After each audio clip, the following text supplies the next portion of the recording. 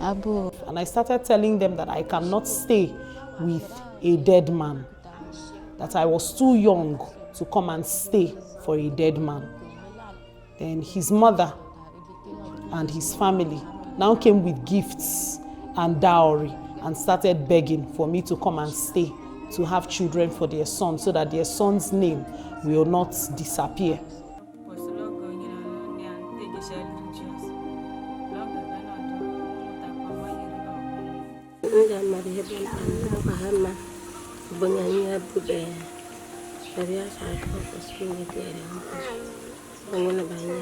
Women, young girls and teenagers are actually forced to marry dead men. The worst part is they are actually forced to go into prostitution to bear children for those dead men.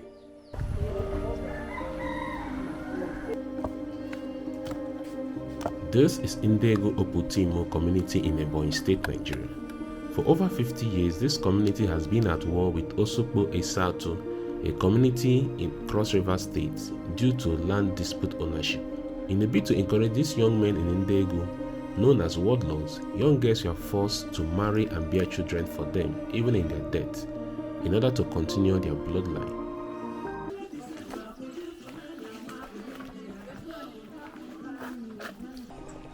How it started is that it's not because I didn't marry him because before he died. I married him while he was alive. We actually discussed about marriage while he was alive. And I agreed to marry him. And we started dating. While we were dating, then the war broke out and they started talking about him going to fight. And he started preparing to go to war. Then I started discouraging him, same as his mother. We both did not want him to go for the war. And then the traditionalists, the traditional rulers said that women had no say as to who would go to war or not. Because if we did, then the person who would have succeeded would not succeed at the war. Then we decided to keep quiet, especially me. I minded my business. And he went for war. In fact, the same day that he went for war, before it got to evening, around 6 p.m., they brought his corpse back. They brought him back dead. That is how it started. And then my family came to take me, because according to the tradition, if they had not performed marital rites over my head, I have no business staying where they are burying him. And he was going to be buried immediately. So he said I should leave. And I started telling them that I cannot stay with a dead man, because since I agreed to marry him in life, now that he is dead, I'll have to go. And no rites had been performed on me. So my family agreed with me that that is also their thinking, that I was too young to come and stay for a dead man. Then I said okay, and I left with them. And his mother and his family now came with gifts and dowry and started begging for me to come and stay, to have children for their son, so that their son's name will not disappear. And my parents refused. My father said no, my mother said no. Me as well, I said no, that I will not come and stay like that, because I was still too young to stay with a dead man and be having children for him. And for how long will I stay like that? If I come and stay, I would think that he's going somewhere and that he will soon come back. And for how long will I do that? That I will not be able to do that. Then after a while, they came back and announced in the whole village that they had gone to Angmego, which is the Iji ancestral home, and that the deity had said, giving instruction that anyone who was ever betrothed or talking to or befriending or even promised marriage by a warlord who has died as a result of the war must be bound to the warlord to have children for the warlord. And because they had said those things, I became afraid. And then I found out that because I had refused, even after they said it, anytime I'm sitting down, I will see him. He will be standing in front of the door, blocking my way, and be looking at me with a machete. And I became sick. Anywhere I went, I would be seeing him. So I'll be sick, and then he will be calling my name. And I now asked him, I was thinking about it, and I asked God, is this how you want my life to be?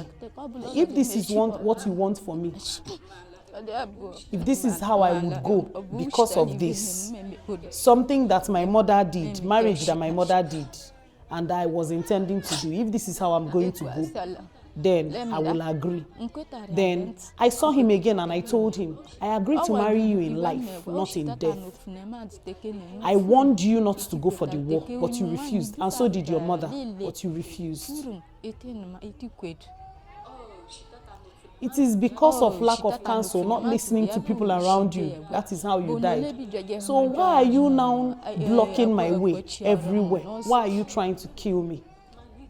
Anywhere I'm going, I'll be hearing footsteps behind my back. If I stand and look back, I would be wondering, is it my footsteps that is sounding like that, or is another person's footsteps?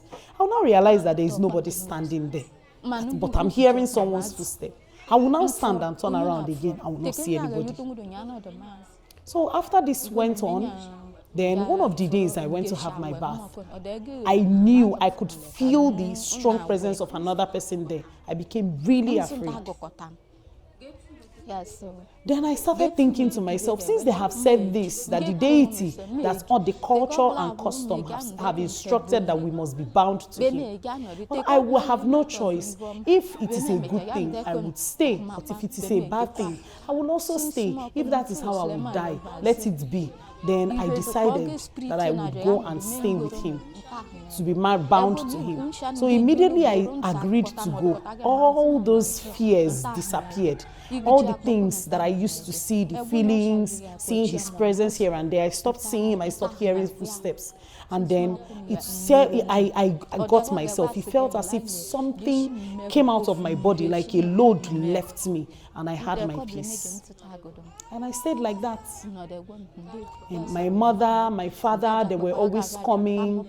His mother, they were also coming to my house to beg, but my parents refused.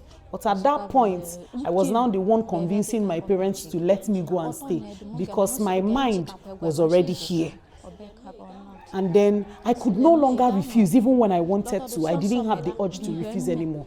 So I told myself, I advised myself, that since I'm not the only one, there are so many women in this village. Almost every woman you see, that their husband is dead, or even that they have they've had children. Me, I have not had children, and there are so many like me. That if that is what God wants, then I'll come and stay. If that was not what God wanted, He would not have allowed him die. Even if it means that the bullet will cut his leg, at least he would have been alive. We'll be using crutches. And if he's begging to eat, we'll be begging. We are not better than those that are begging. And let us be suffering, it would have been better. We are not better than those who are suffering. So since I've been staying like that, but God has been faithful. That is how it happened. As for my children, it is the dead man that is traditionally their father. Even though none of the children belong to him, because me and him, we had not even done anything. When I decided to come back and stay, that's how I now had the children. So my father was suggesting that his younger brother should marry me, but they refused. And I also refused, because the younger brother is not the one that suffered for me. But he, even then, when it was being talked about, he also started appearing to his younger brother, wanting him to remove his hand from his woman, so that he should go and marry his own woman. Then that he suffered over my head for me and him to stay, so that he's not going to let me go. So I now stopped. His younger brother stayed away from me. So it is from other men that I had these children for him.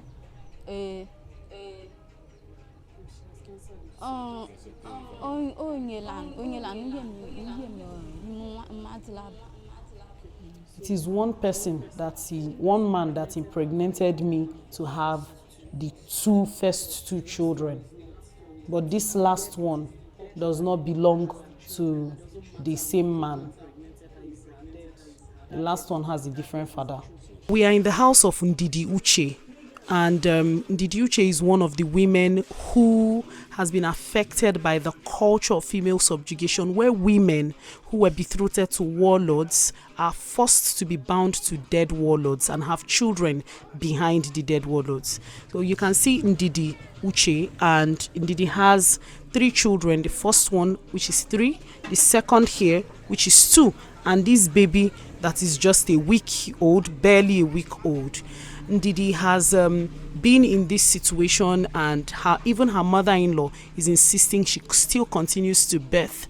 And these children she has birthed are from 2 different men and culturally owned, belong to the dead warlord.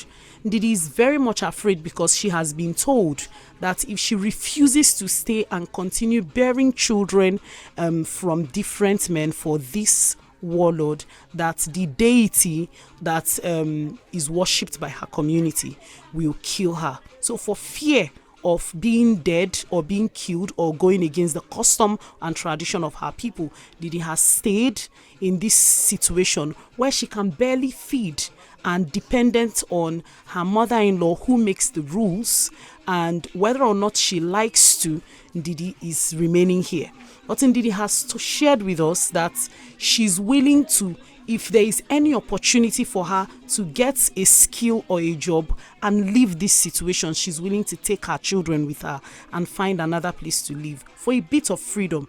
Ndidi is one out of many young girls and women whom we found to be in this situation, and as you would see in our subsequent interviews.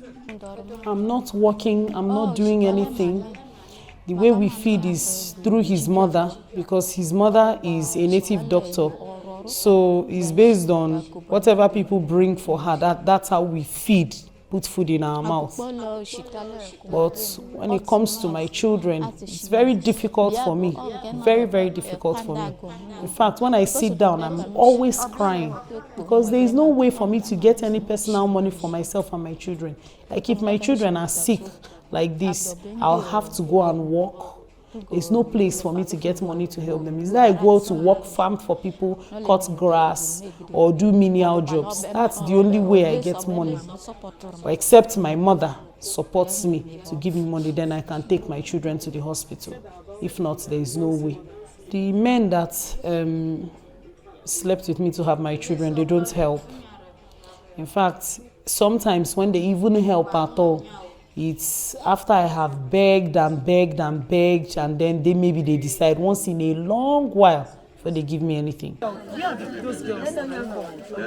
This is Melva Nkechi, a young lady who runs an NGO called Kachemyounginitiayive, which she has used to support many of those girls with her limited resources. Melva currently has a plan to build a safe home for these girls and empower them with economic skills, so she's currently seeking a support. If you'd like to support her, please check the description of this video and you'll find her account details there. Every state starts with a community. It is the communities that make up our state. And development is not complete if it's not grassroots oriented.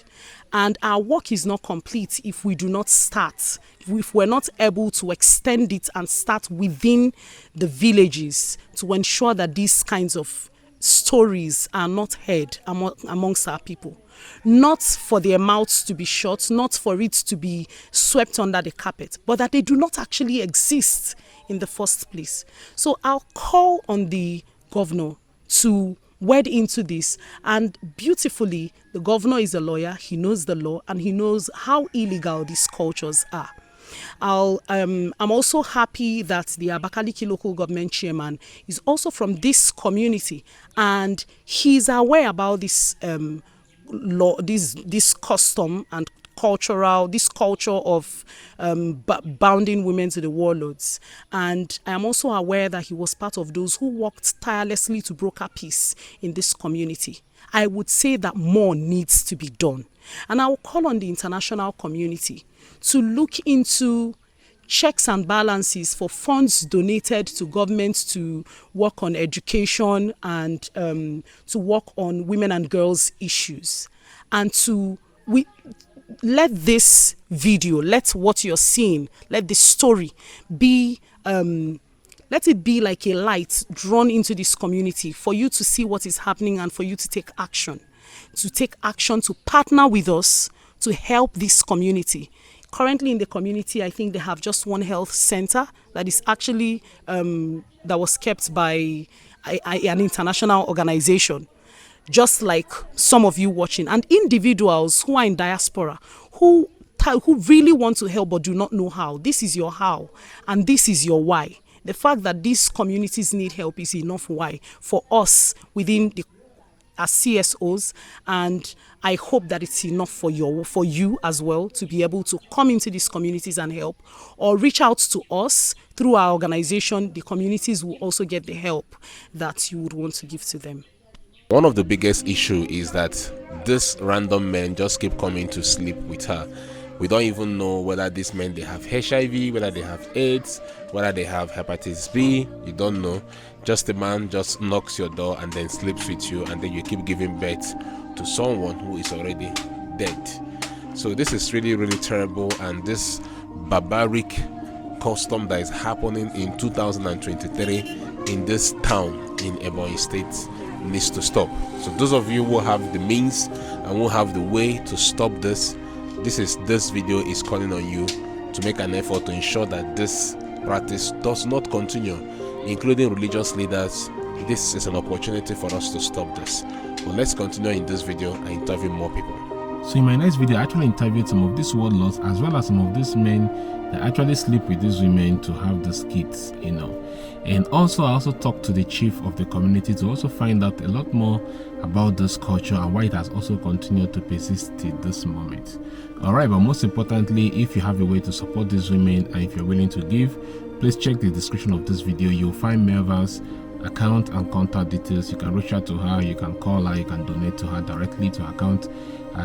This is not my account, it's not linked to me. Call her, discuss with her whatever you want to do to support these women or to work with her. So like I said, she's looking to build a safe house where some of these women will be able to leave their community entirely and get some economic skills to continue to help themselves and their children. Thank you for watching this video. If you like this video, you can also check out this video here that we did about a pastor who is still rescuing twins that are being born and killed in the city of Abuja, Nigeria as of this year 2024. You can check out this video if you like it, and I'll see you guys on the very next one. But make sure you subscribe if you're new and comment on the section what you think about today's video. Thank you so much for watching. I'll see you on the very next video.